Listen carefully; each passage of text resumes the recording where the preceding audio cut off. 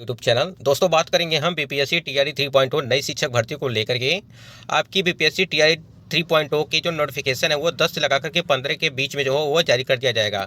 लेकिन नोटिफिकेशन आने से पहले आपको किन किन बातों को ध्यान में रखना है और बीपीएससी परीक्षा पैटर्न में क्या कुछ बदलाव हुआ है, टीआरई 3 में भर्ती से ये लोग होंगे बाहर, ये कौन से अभ्यर्थी हैं जो बाहर किए जाएंगे, यानी कि फॉर्म अप्लाई करने से पहले जो उनको बाहर कर दिया जाएगा, फॉर्म भरने से पहले करेंगे काम, कौन कौन से आपको काम करना है, यानी कि आपका नोटिफिकेशन जो है वो 10 लगा करके 15 फरवरी के बीच जो है वो जारी कर दिया जाएगा। आपके कितने सवाल रहेंगे उसको, और नेगेटिव मार्किंग सीटेट के लिए क्या अपडेट है, सारा अपडेट हम लोग जानेंगे।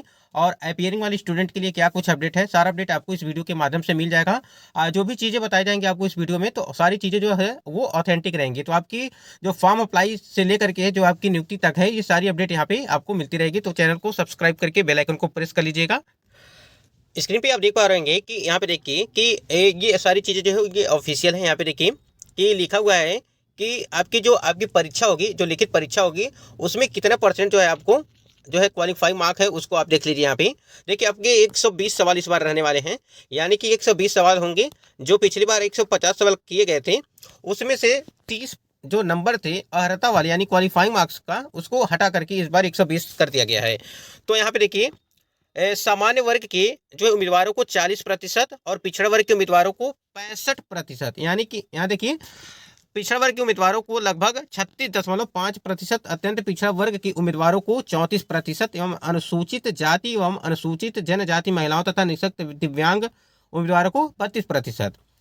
इसको आप लोग समझ लीजिए। यहाँ पे देखिए 40% जनरल के लिए और पिछड़ा वर्ग के लिए 36 यानी कि 36.5, और जो आपके अत्यंत पिछड़ा वर्ग के हैं उनको 34, ये आपके क्वालिफाइंग मार्क है। यानी कि अब इससे कम पाते हैं, यानी कि 40%, 36%, 34%, इससे यदि आप कम पाते हैं तो कहीं ना कहीं आप डिस्क्वालीफाई हो जाएंगे, यानी कि आप पहले ही इस भर्ती से जो है वो बाहर हो जाएंगे। तो इससे आपको अधिक नंबर लाना है, मतलब कि 40% यदि है तो आप क्वालिफाइंग हैं, 36.5 पिछड़ा वर्ग के लिए है, और जो है 34% ये अत्यंत पिछड़ा वर्ग के उम्मीदवारों के लिए है।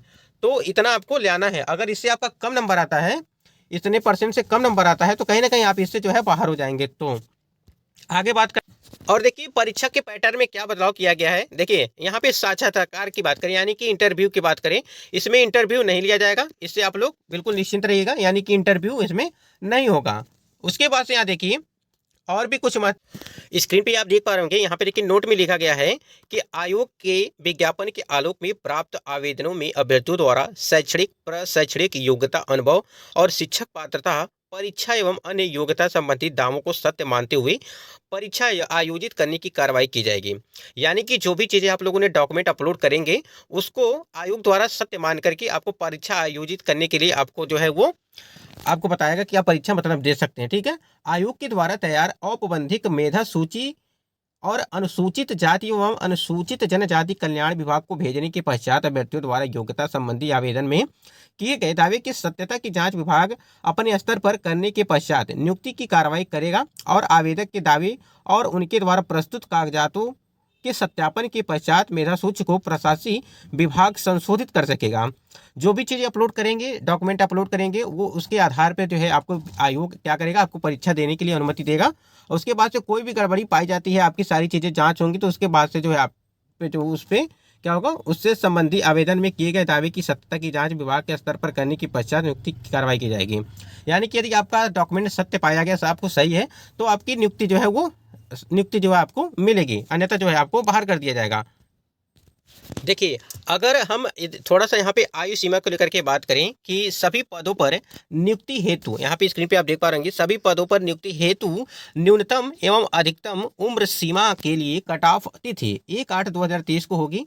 ठीक है, उसके बाद से देखिए कक्षा 1 से 8 तक के विद्यालय अध्यापक के लिए कट ऑफ तिथि 1/8/2023 के अभ्यर्थियों की न्यूनतम आयु, यहाँ पे देखिए जो इंपॉर्टेंट चीज़ है, यहाँ पे देखिए आपकी जो न्यूनतम आयु है कम से कम 18 वर्ष, तथा कक्षा 6 से 10 तक के लिए विद्यालय अध्यापक एवं जो कक्षा 11 और 12वीं के विद्यालय अध्यापक के लिए अभ्यर्थियों की न्यूनतम आयु जो है 21 वर्ष है। ठीक है, मतलब कि न्यूनतम आयु आपकी जो है 18 वर्ष और अधिकतम आयु जो है यहाँ पे 21 वर्ष रखी गई है, अलग अलग जो है वर्ग के लिए।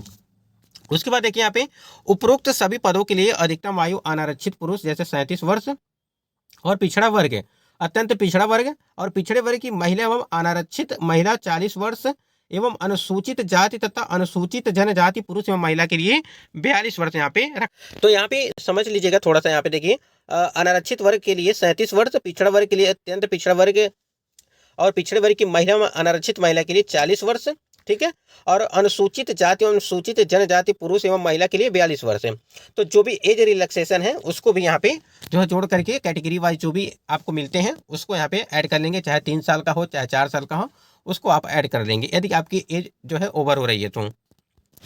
और यहाँ पे देखिए यदि आप फॉर्म अप्लाई कर रहे हैं तो आपको कौन कौन सी बातों का यहाँ पे देखना है। देखिए यहाँ पे विद्यालय अध्यापक पद के पर नियुक्ति हेतु अनिवार्य जो है अर्हता निम्न होंगे। यहाँ पे देखिए आप भारत के नागरिक हो, ठीक है, विद्यालय अध्यापक के पद पर नियुक्ति हेतु राष्ट्रीय अध्यापक शिक्षा परिषद द्वारा समय समय पर निर्धारित शैक्षणिक एवं प्रशैक्षणिक योग्यता धारिता करता हो। उसके बाद तीसरे नंबर पर देखिए राज्य सरकार अथवा केंद्र सरकार द्वारा समय समय पर आहूत शिक्षक पात्रता परीक्षा में उत्तीर्ण हो। यहाँ पे देखिए यथा। उसके बाद 1 to 5 यानी कि पीआरटी के अध्यापकों के लिए आपको सीटेट पेपर 1 आपका क्वालिफाई होना चाहिए और बीटेट पेपर 1, ये मतलब कि आपका चाहे सीटेट क्वालिफाई हो या बीटेट बिहार टेट, ठीक है, ये क्वालिफाई होनी चाहिए पेपर 1। यानी कि यदि आप पीआरटी के लिए फॉर्म अप्लाई कर रहे हैं तो आपके पास ये क्वालिफाई होना चाहिए सीटेट पेपर 1। और यहाँ पे थोड़ा सा और बता दें कि जो अदर स्टेट के कैंडिडेट हैं, चाहे वो महिला हो चाहे पुरुष हो, यदि आपकी सीटेट पेपर 1 में 90 नंबर है तभी आप फॉर्म अप्लाई करिएगा, अन्यथा नहीं, चाहे वो महिला हो चाहे पुरुष हो, ठीक है। आप यहाँ पे देखिए दूसरे नंबर पे कि कक्षा 6 से 10 के विद्यालय अध्यापक के लिए आपको यह स्टेट पेपर जो है 1 आपका क्वालिफाई होना चाहिए, तभी आप फॉर्म अप्लाई कर पाएंगे। उसके बाद देखिए यहाँ पे तीसरे नंबर पे देखिए कक्षा 11 और 12 के विद्यालय अध्यापकों एवं कक्षा 6 से 10 के कंप्यूटर विषय के लिए यह स्टेट पेपर 2 में उत्तीर्ण हो, ठीक है, आपके यह स्टेट पेपर 2 जो है उत्तीर्ण होना चाहिए कंप्यूटर विषय के लिए।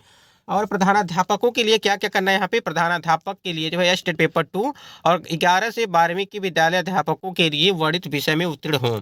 यानी कि यह स्टेट पेपर 2 आपका क्लियर होना चाहिए। जितने भी स्टेट कैंडिडेट हैं और उनका पेपर 2 क्लियर है तो आप अपना फॉर्म अप्लाई कर पाएंगे प्रधानाध्यापक के लिए। शिक्षक पात्रता परीक्षा में उत्तीर्ण अनिवार्य नहीं होगी, यानी कि जो आपकी, परंतु वर्ष 2012 से पूर्व नियुक्ति एवं कार्यरत शिक्षक जो दक्षता परीक्षा उत्तीर्ण होंगे के लिए शिक्षक पात्रता परीक्षा में उत्तीर्ण अनिवार्य नहीं होंगे।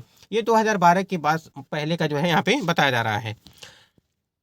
उसके बाद से देखिए यहाँ पे और महत्वपूर्ण इंपॉर्टेंट चीज़ है। यहाँ पे देखिए ये जो हमने आपको बताया कि सीटेट अभ्यर्थियों के लिए बीटेट 2017 के लिए लागू प्रावधान सामान्य कोटि के अभ्यर्थियों को न्यूनतम 60% अंक यानी कि 90 नंबर आपको चाहिए, और पिछड़ा वर्ग अत्यंत पिछड़ा वर्ग के सामान्य कोटि की महिला उम्मीदवारों को 55% अंक एवं अनुसूचित जाति अनुसूचित जनजाति निःशक्त कोटि के उम्मीदवारों को 50% अंक के आधार पर उत्तीर्ण माना जाएगा।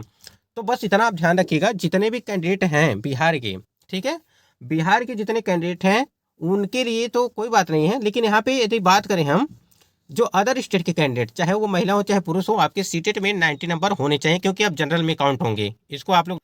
उसके बाद यहाँ पे थोड़ा सा यहाँ पे समझ लीजिएगा कि आपके हाई स्कूल, इंटर, ग्रेजुएशन, ये सारी चीज़ें आपके पास होनी चाहिए। आधार कार्ड होना चाहिए, फोटो होना चाहिए, और जो भी आपके जैसे आपका पिछड़ा वर्ग अत्यंत पिछड़ा वर्ग उम्मीदवारों के लिए क्रिमिलेयर रहित प्रमाण पत्र, महिला उम्मीदवारों के लिए पिता के नाम एवं पिता पता से निर्गत क्रिमिलेयर रहित प्रमाण पत्र आपके पास दावा करने हेतु की स्थिति में आपके पास होना चाहिए। ये सारी चीज़ें आपके पास होनी चाहिए तभी आप फॉर्म अप्लाई कर पाएंगे।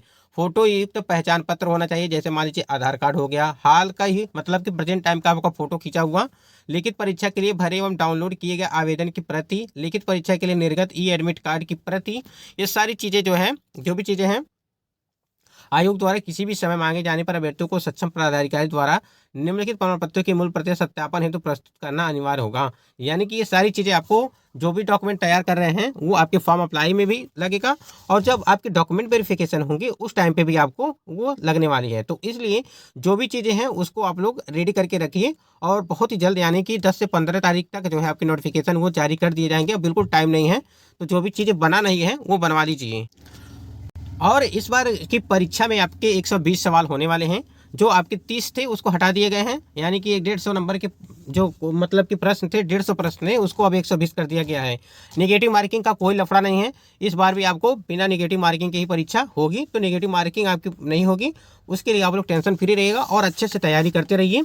सीटेट के लिए क्या है कि सीटेट जो 21 तारीख का जो एग्ज़ाम हुआ था जनवरी में, उसका भी आंसर की नहीं आया है। अभी देखिए आंसर की जारी किया जाएगा, उसके बाद फिर एक फाइनल आंसर किया जाएगा, क्योंकि पहला जो आंसर किया आएगा उस पर जो है आपत्ति करने के लिए आपको टाइम दिया जाएगा। तो देखिए अगर फॉर्म अप्लाई होने से पहले या लास्ट डेट खत्म होने से पहले यदि आपका रिजल्ट जारी कर दिया जाता है तो काफ़ी अच्छा होगा। जितने भी कैंडिडेट है वो फॉर्म अप्लाई कर पाएंगे, सीटेट जो भी क्वालिफाई होंगे। तो जो भी अपडेट होंगी आप हमारे चैनल से जुड़े रहेगा, अपडेट आपको मिलती रहेगी। तो दोस्तों आशा करते हैं वीडियो पसंद आए तो वीडियो को लाइक कर दीजिएगा, और चैनल से जुड़ना चाहते हैं तो चैनल को भी सब्सक्राइब कर लीजिएगा, जिससे अपडेट आपको मिलती रहेगी।